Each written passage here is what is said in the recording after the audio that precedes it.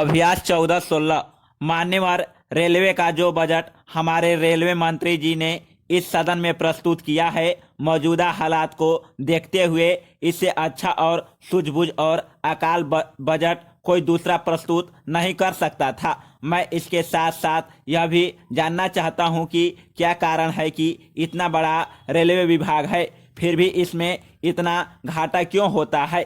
मेरी उम्र करीब 25 साल की हो गई है। 30 साल से मैं सूझबूझ रखने लगा हूं और देश की हालत के बारे में बहुत सोचने की कोशिश भी करता रहा हूं। मैं अभी तक इस सवाल का जवाब नहीं पा सका हूं कि रेलवे के अंदर चाहे आप रात को जाइए, दिन में जाइए और चाहे प्रथम श्रेणी के टिकट खरीदने के लिए जाइए, द्वितीय श्रेणी के टिकट खरीदने के लिए जाइए, आपको टिकट नहीं मिलता है। इसका मतलब यह है कि रेलवे फुल कैपेसिटी में चलती है। हमारी रेलें 24 घंटे चलती है। जब इतना बड़ा विभाग होने पर भी कोई सीट खाली नहीं होती तो मेरी समझ में नहीं आता है कि रेलवे में घाटा क्यों होता है। आज तक मैं इस पर सोचता रहा हूं। मैं सरकार से यह निवेदन करना चाहता हूं कि वह इस बात पर जवाब दे कि क्या कारण है कि जब महीने तक टिकटों की वेटिंग लिस्ट बनी रहती है, लोगों को टिकट नहीं मिलते, तो फिर घाटा क्यों होता है। मुझे ऐसा लगता है कि जरूर कहीं ना कहीं रेलवे प्रशासन में कोई खराबी है या विरोधी दलों के लोग बीच में घुसे हुए हैं और वे रेलवे प्रशासन में दुर्व्यवस्था फैलाते हैं। मैं चाहता हूं कि सरकार को इन लोगों से सावधान रहना चाहिए। मैं जानता हूं कि इस घाटे का कारण क्या है। रेलवे के बजट में यह जो घाटा होता है उसका क्या कारण है, इसको मंत्री महोदय बताएं। दूसरी बात यह है कि मालगाड़ियां जितनी भी हैं, अगर उनको देखते हुए वहां कोयले की आवश्यकता है तो पूरी नहीं हो रही है। कोयला नहीं आ रहा है। यह क्यों नहीं आ रहा है? क्योंकि बोगियां नहीं मिलती है। बोगियां इतनी ही है नहीं जिनसे देश की मांग पूरी हो सके, तो मालगाड़ियों में भी उपलब्धता नहीं है। बोगियों में भी बहुत भीड़ है, वे भी पूरी कैपेसिटी पर चलती है, तो फिर घाटे का सवाल क्यों पैदा होता है। मेरा तीसरा सवाल यह है कि रेलवे के अंदर दुर्घटनाएं क्यों होती है।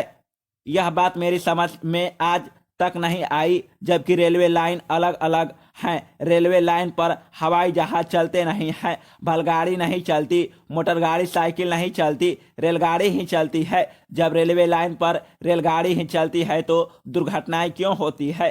कहीं इन दुर्घटनाओं के पीछे विरोधी दलों का हाथ तो नहीं है। तो मैं सरकार से यह जानना चाहता हूं कि वह इस बात का जवाब दे कि वे कौन सी विरोधी पार्टियां हैं, वे कौन से तत्व हैं जो रेल के अंदर उपद्रव करते हैं।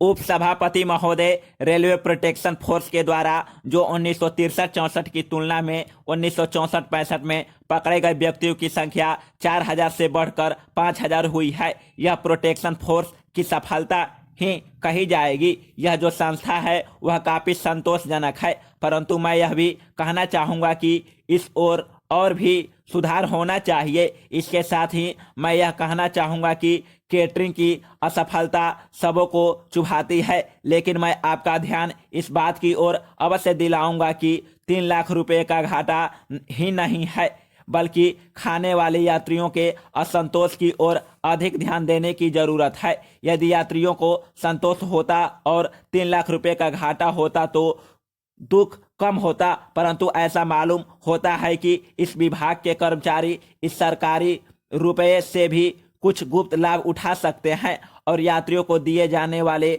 भोजन आदि से भी निजी लाभ उठाने की कोशिश करते हैं।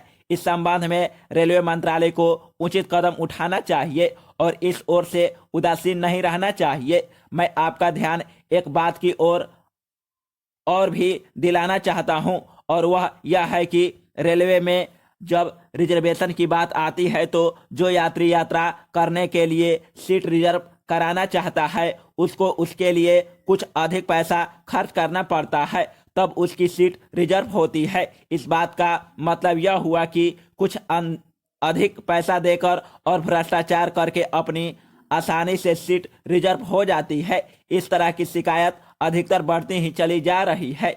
इसलिए मैं निवेदन करूंगा कि रेलवे मंत्रालय को भी इस ओर ध्यान देना चाहिए और उसे रिजर्वेशन के संबंध और अच्छी तरह से देखभाल करनी चाहिए।